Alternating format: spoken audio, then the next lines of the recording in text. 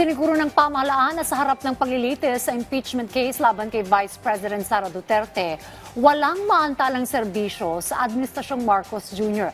Sa katunayan, ininspeksyon ng Pangulo ngayon ang pagpapatupad ng walang gutom program sa Surala, South Cotabato. Yan ang ulat ni Clazel Pardilla. Walang maantalang serbisyo ng gobyerno. Ito ang tiniyak ng Malacanang sa harap ng paglilitis sa impeachment case laban kay Vice President Sara Duterte. Ang ehekutibo po, ang Pangulo, hindi po naaantala ang mga proyekto. Patuloy po nagtatrabaho kahit ano pa po ang issue. Maliban lamang po kung may mga taong gusto talaga maantala ang proyekto ng Pangulo. Pero siyempre po, yan po ay lalabanan. Ngayong araw nga, ininspeksyon ni Pangulong Ferdinand R. Marcos Jr. ang pagpapatupad ng walang gutom program sa Surala, South Cotabato. Daan-daang pamilya ang nabenepisyohan ng libreng pagkain.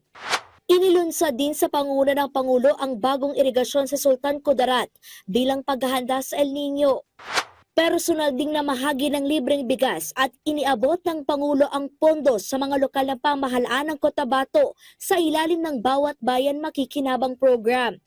Sabi ng Malacanang, hindi rin hihinto ang gobyerno sa pag-iimbestiga sa maanumalyang flood control project. Sa kabila ito ng paghihimutok ni Senator Alan Peter Cayetano sa hindi umano paggalaw ng Blue Ribbon Committee para talakayin ang flood control scam. Napakaraming leads. So ang question lang, gagawin natin ba to o hindi? Kung ang gusto ng administrasyon, kalimutan muna natin lahat ng ibang corruption, impeachment muna kasi importante to.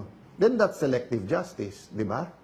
Then that's discriminating, meaning Sino naman ang po nagsabi sa kanya na magkakaroon lang ng focus sa impeachment trial ni Vice Presidente? Nakita na po natin kung paano gumalaw ang NBI, ang Ombudsman, ang DOJ. Hindi po focus sa impeachment trial. Sa totoo, pag nagmi-meeting po ang Pangulo with the Cabinet Secretaries, hindi po na pag-uusapan ng impeachment. So saan po kaya hinuhugot ng dating Senate President Alan Peter Cayetano ang kanyang mga kwento?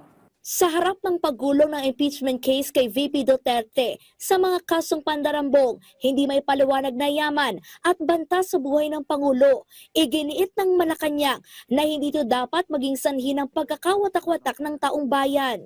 Ang pagpapaigting ng accountability and transparency para sa mga public servants, ito naman ay para sa taong bayan. Hindi ito magiging sanhi ng pagkakahati-hati. Ang magiging ugat lang naman ng pagkakahati-hati ng mga Pilipino ay kung mayroong mga taong gumagawa ng fake news at mga taong gustong itago o mag-cover up ng mga ebidensya para makalusot ang kanilang mga pinupuon o iniidolo. Clazel Pardilla para sa bayan.